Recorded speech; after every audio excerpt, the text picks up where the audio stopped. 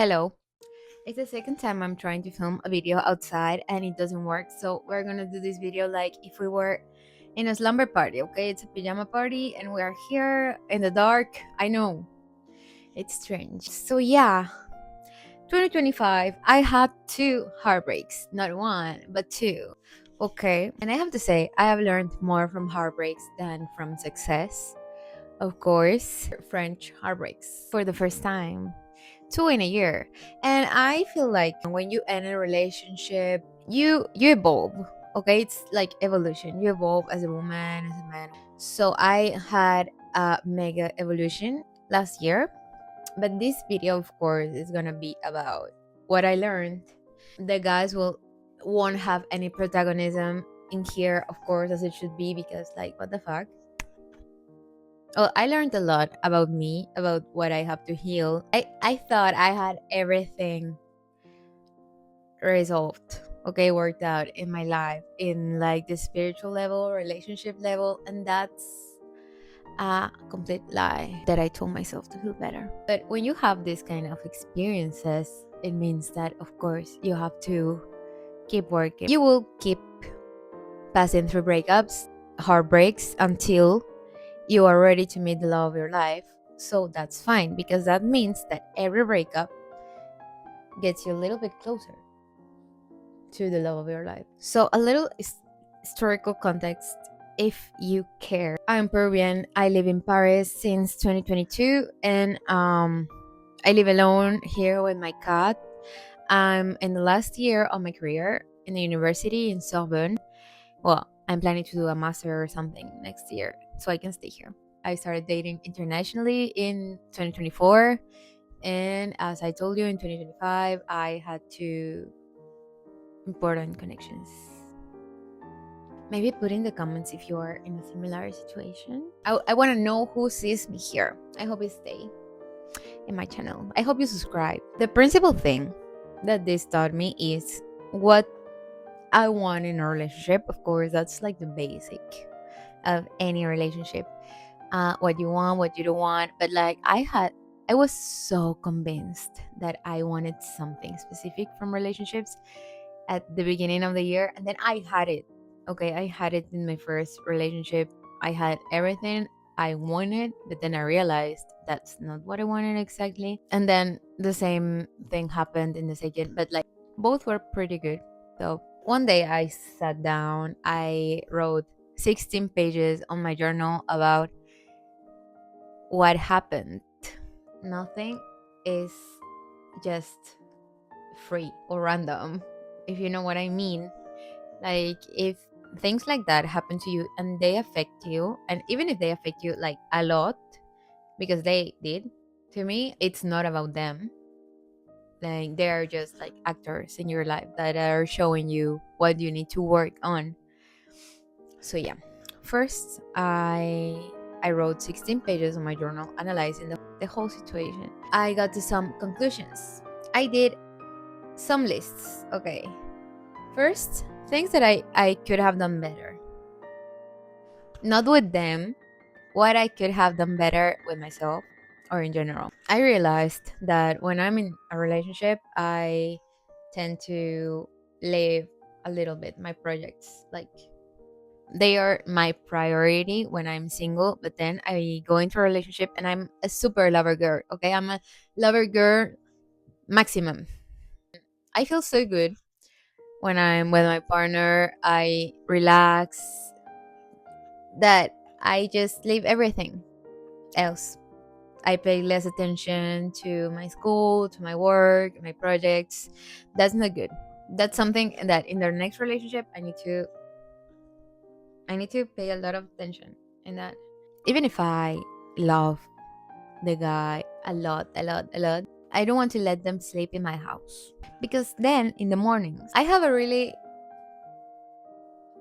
strict morning routine when I'm alone. Okay, and I don't want to leave that on the side. It's good for me. It makes me more productive on the day and I feel better. Then something else is that I'm an Aries. Okay, and I have a strong fire placements in my whole astrological chart. That means I'm super passionate. I let myself go. Like, if I feel something, I'm convinced. If I'm started a relationship and I am super wow with the person, I am able to marry in a month. That's how intense I am. Sadly, not sadly, it's good because it's good for me to take care of myself. I cannot do that anymore. In a month, no, I have to be patient. I have to really know the person because someone can show you something in the beginning and then change completely like 2 months later. I need to be patient, to give it time to really make things serious. But I'm a fan of love. Like, I don't know if you get me. If I see that someone is like my fan and is obsessed with me and I like the person, then I will be obsessed. Like, I'm gonna give myself time. I won't meet anyone else this year, at least for a serious relationship. And when I meet someone that interests me, I will give myself 3 months at least to really know the person before saying, okay, yeah, I want to be your girlfriend, I want to marry. Something that I saw on TikTok that I don't know if it's true, but it can be. What a guy does for you in the beginning of a relationship, it's his maximum. I don't know, girls. In my experience, it was true. But I know that a guy becomes a better person, a better man, more mature. He grows up, he knows you better, so he can do better things for you. But I feel like it's more about the energy they give you. He's so cute. His name is Oli. I realized that in the beginning of any like dating situation, I have avoidant attachment. Okay, I'm like, but the moment something clicks, the moment I feel safe with the person, I become ultra anxious. I become my attachment goes anxious. That's not always good. I definitely have to learn first how to be good by myself. Something that I haven't learned, even if I'm 24 years old, I'm super young. I want to be okay with myself. I'm not receiving any attention from my partner. Like that, I will be ready for my next relationship if I'm good alone first, of course. I learned that if I feel in the beginning that something cannot happen, like if I feel like no, with this guy I cannot be in a relationship. Maybe I can like know him a little better and hang out with him, but a relationship is not possible. Then it means that I have to listen to myself. Then you don't listen to yourself, and bad things happen. Like at the end, you will notice that you were completely right, and if you were feeling that, it's because of something. Be careful. I don't regret it because I had a good time. But the best part is that now I have the opportunity to become better, heal. The relationships were good because they were fulfilling my expectations. Expectations. You cannot like be the girlfriend of your expectations. It's like just the idea of the person because he is doing everything to fulfill your expectations, to give you everything you want, but it doesn't mean that's his real personality.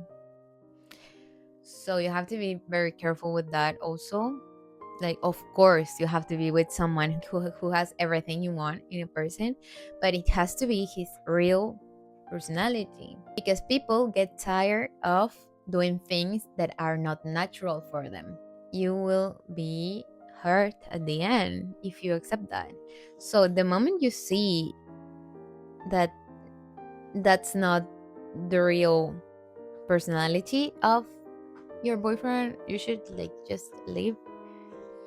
What I can do better is don't let them buy me, because when they give me a lot of attention, energy, they are my fan, and they give me a lot of gifts and take me out and listen to me, yeah, I fall for that because I love a good princess treatment. I have to wait, I have to be patient. That's the second lesson. I have to be patient before trusting anyone, and guys especially. get to know him a lot for months before saying, okay, I want to be in a relationship with you. And that doesn't happen in a month. So maybe 3 months at least. No kisses, not anything, not even hugs. Okay. To observe their real personality. My goals are that when I see a red flag, I'm not gonna say like, oh no, but he has all these other things that are good. No, no, no, no. A red flag that is not negotiable, bye bye. And the traumas that this made me see, to not be chosen. Okay, that's something very important, and I think like many girls have it. Um, so just I need to learn how to choose myself, to not need anyone else to choose me. The only person who's never gonna leave you is you. You have to learn how to give yourself everything you want from another person, how to cover my own needs, how to listen to myself and not see myself as a problem, but as someone to take care of, to feel with a lot of love, because that's how I want my future husband to treat me and to see me. The only way that he will arrive to my life and he will treat me like that is if I treat myself like that. So there is no other option. When you are hurt, when you are in pain, you just have to work on it. The only way through is through. Otherwise, you will have to go through the same situations again and again and again in order to take a look at it.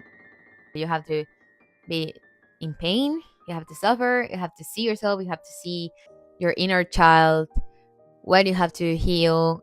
And maybe there are some important things that you have to heal from your parents, like from your relationship with them, with your family, something that happened when you were a kid. Guys here, they are only showing us what we have to fix, but we are not fixing it for them, we're fixing it for us. Like the goal here is, at the end, we only have to be enough for ourselves. Otherwise, we will always need someone to choose us and see us and give us energy. And I don't think any of you, and not me, want to expect someone to choose us all the time. People change, they change opinions, they learn things, and they change their behavior. You will never be like 100% safe with someone because they can change from one minute to another. But the only person that you will be safe with is yourself. So try to work on that. I'm trying. I'm doing it. The other day I had a dream in which I was going like to some dark places. Horrible. It was super scary. But I was safe. Okay? I was with my brother. The people who scared me in those places were in fact super nice. And when I woke up, I had in my mind a voice telling me like, even in your darkest places, you are safe. I feel that's like an invitation to see those dark places more, to give more attention and more love to them and feel safe on them. Only choose people who choose you, especially choose yourself before choosing anyone else. Love you. Thank you for watching. I talked a lot. I believe I'm gonna cut half of the video. Subscribe and like and comment. Bye bye.